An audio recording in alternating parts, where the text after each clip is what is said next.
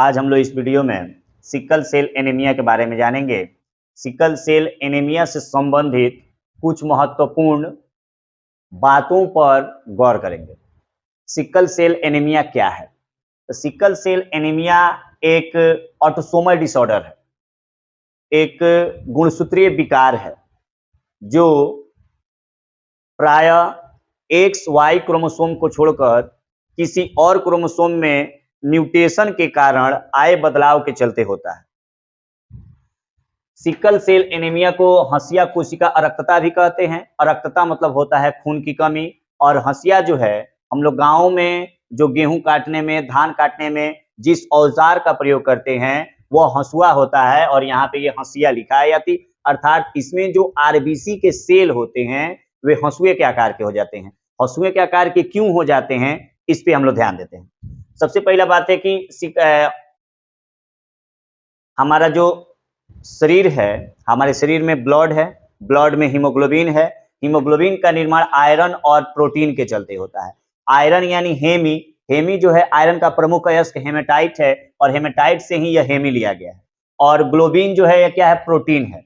तो इस प्रकार देख रहे हैं कि एक हीमोग्लोबिन अणु का निर्माण 4 आयरन और 4 प्रोटीन के मिलने से हो रहा है, जिसमें ऊपर वाला जो आयरन है उसके साथ प्रोटीन का भी जुड़ा होता है।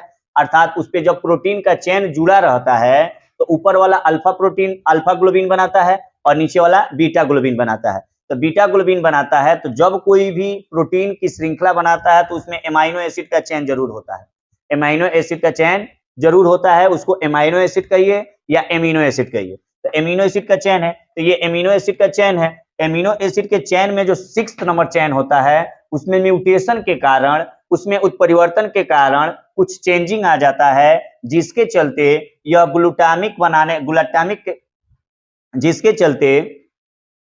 यह जिसके चलते ये ग्लूटामिक एसिड के जगह पे वेलिन का निर्माण करने लगता है। ग्लूटामिक एसिड के चलते वेलिन का निर्माण करने लगता है।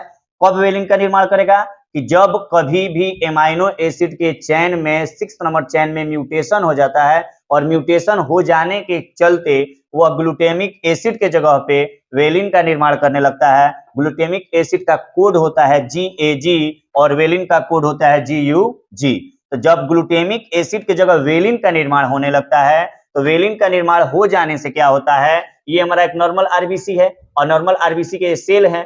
तो जब कभी भी ग्लूटामिक एसिड की जगह वेलिन का निर्माण होने लगता है, तो ये वेलिन के निर्माण हो जाने से आरबीसी के जो सेल होते हैं, आरबीसी के जो कण होते हैं, आरबीसी के जो पार्टिकल्स होते हैं, वे एक दूसरे के पास चिपकने लगते हैं, वे एक दूसरे के पास जाके सटने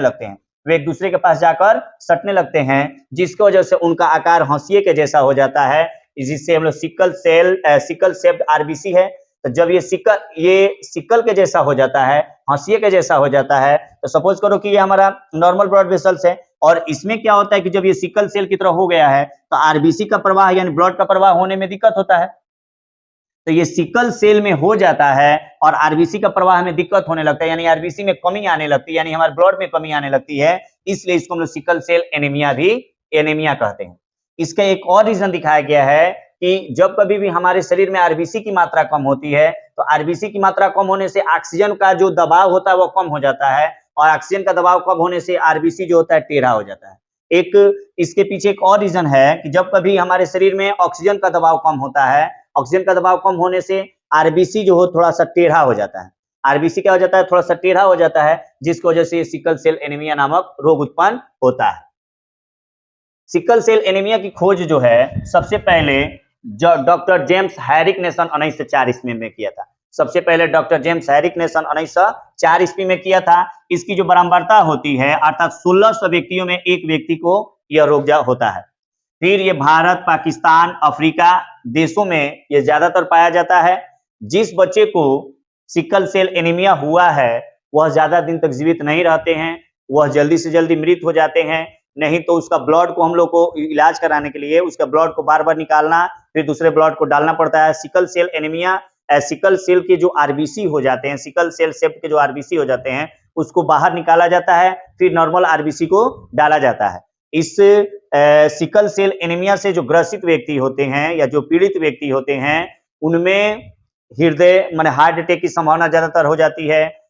लकवा या पैरालिसिस नामक जो होता है वह ज्यादा हो जाता है। उसको थोड़ा सा कार्य करने पे भी बहुत ज्यादा थकान महसूस होने लगता है, वगैरह वगैरह बहुत सारी समस्याएं उत्पन्न होती है।